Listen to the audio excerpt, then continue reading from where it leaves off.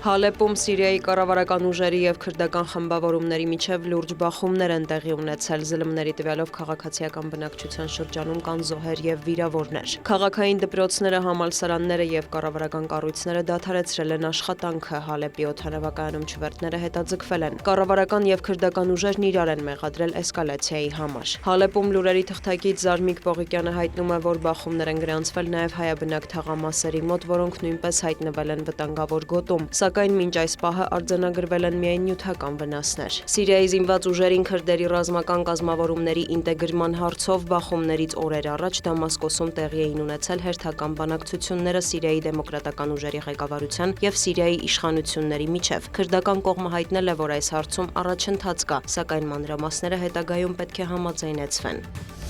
Վոլոդիմիր Զելենսկին հայտնել է, որ հունվարի 6-ին Փարիզում կամավորների կոալիցիայի հանդիպումից հետո Կիևի եւ Վաշինգտոնի թիմերն առանձին բանակցություններ են անցկացրել։ Ուկրաինայի նախագահը նշել է, որ Սթիվեն Ուիտկոֆի եւ Ջարեդ Քուշների հետ քննարկել են պատերազմի դադարեցման դիվանագիտական ուղիները։ Շնորհակալ եմ Միացյալ Նահանգներին անվտանգության երաշխիքների, հնարավոր հրադադարի մոնիթորինգի, Ուկրաինայի վերակառուցման ոլորտներում աջակցություն տրամադրելու պատրաստակամության համար, ընդգծել է Զելենսկին։ Ուկրաինայի նախագահը հավելել է, որ օրակարգում են ամենաբարդ հարցերը, այդ թվում Զապորոժիեի ատոմակայանի եւ տարածքների ճակատագիրը, որոնց ուղղությամբ ոչ Մոսկվան, ոչ Կիևը դեռևս պատրաստ չեն փոխզիջումների։ Ուկրաինան չի խուսափում բարդ հարցերից եւ երբեք չի խոչընդոտի խաղաղությանը։ Այն պետք է լինի արժանապատիվ, գործընկերները պետք է ապահովեն, որ Ռուսաստանը դադարեցնի պատերազմը, շեշտել է Ուկրաինայի նախագահը։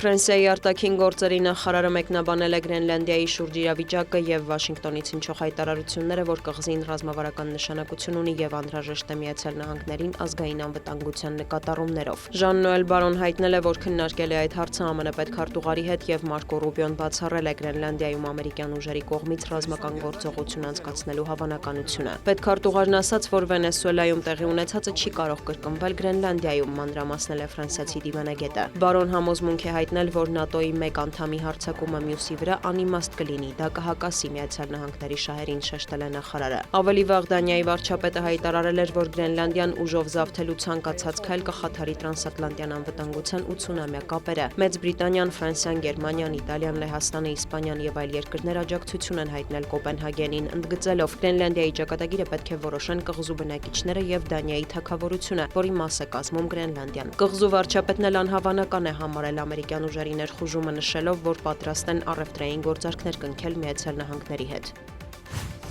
Եվրոպայի տարածքում առատձյան եւ մերկասառույցի պատճառով հաղորդակցությունների ոլորտում լուրջ խափանումներ են եղել, հարյուրավոր չվերթներ են չեղարկվել, ինչի հետևանքով հազարավոր ուղևորներ մնացել են Փարիզի եւ Ամստերդամի օդանավակայաններում։ Ֆրանսիայում եղանակով պայմանավորված միջադեպերի պատճառով 5 մարդ է զոհվել, այդ թվում Փարիզի շրջանում։ Ֆրանսիայի տրանսպորտի նախարարը հայտնել է, որ առաջիկա օրերին ավելի առատ տեղումներ են սպասվում։ Նա կոչ է արել քաղաքացիներին սահմանափակել ճանապարհորդությունները եւ հնարավորության դեպքում աշխատել տնից։ Օդանավակայանները եւս կաշխատեն սահմանափակ ռեժիմով։ Նիդերլանդներում խափանվել է երկաթուղային երթևեկությունը, ձյուն եւ ուժեղ անձրևներ են գրանցվել նաեւ Բալկաններում, Սարայևոյում կին է զոհվել։ Դիանա Գասպարյան, լուրեր։